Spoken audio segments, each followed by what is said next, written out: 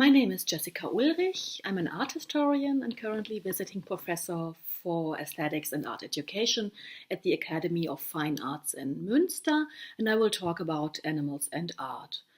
The history of human-animal relations is reflected in artwork, and animals belong to the oldest subject matters of art. The art critic John Berger not only claims that animals constituted the first motifs and metaphors, but also argued that animal blood was the first paint. So it could be said that animals are also the first material for art making. It has to be underlined that animals are indeed in manifold ways the foundation of art and of culture. Animals have always inspired artists in their creative productions, and art has raised awareness for the fact that human beings almost always perceive animals through their representations. So the animals are always somehow mediated and framed. And they mostly in art appear as muse, as motive, as metaphor, as material, as model, as medium also. The animal tends to disappear behind its symbolical or metaphoric meaning, and rarely is there real concern for the concrete individual. Animals have been and still are consumed as exhibition pieces, or they're manipulated as objects of study or for the pure spectacle. They're rendered as material, or they're ridiculed and anthropomorphized in art. But since the turn of the millennium, we are witnessing an animal turn in contemporary art. And to suggest this is not merely to state that we encounter an increasing number of animals in the visual arts, which is also true, but that the attitude by which artists approach animals has changed.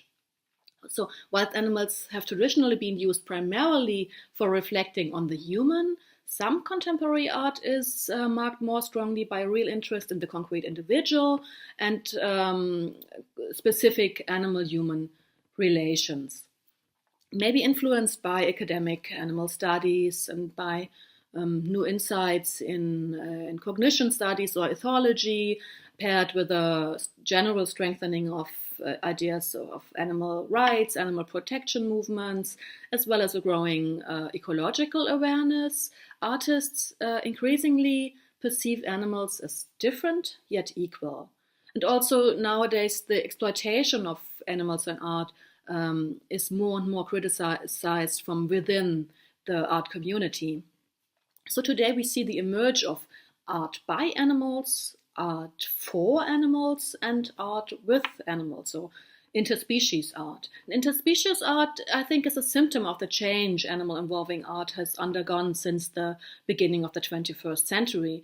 I consider interspecies art as art in which a human artist interacts with a non-human animal, and in which a fundamental critique of anthropocentrism is at minimum implicit. In its ideal form, interspecies art is dialogical, it is respectful, and it attributes a value of its own to the creativity of the non-human participant.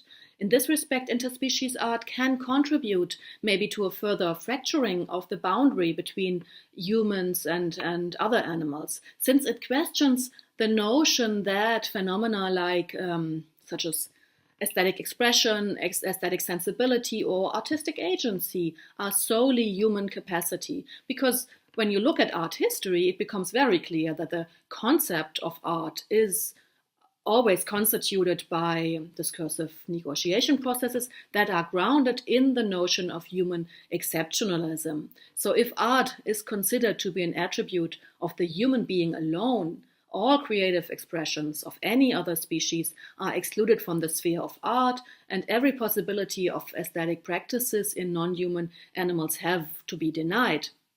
But just recently, scholars of evolutionary aesthetics assume that human art emerged from animal activities. That is not so different, maybe. Music is thought to have developed from bird song, architecture from animal dwellings, and dance from courtship display. So an extension, in my view, of the subject matter of art history that includes animal productions would mean that, of course, our customary aesthetic categories, value systems, and beliefs concerning art, artistry, and authorship have to be abandoned. But this is not a bad thing. This could open up possibilities for relational art, in which the encounter of and exchange between individuals of different species could be recognized as having creative value, and hence could call for a new understanding of human-animal relations.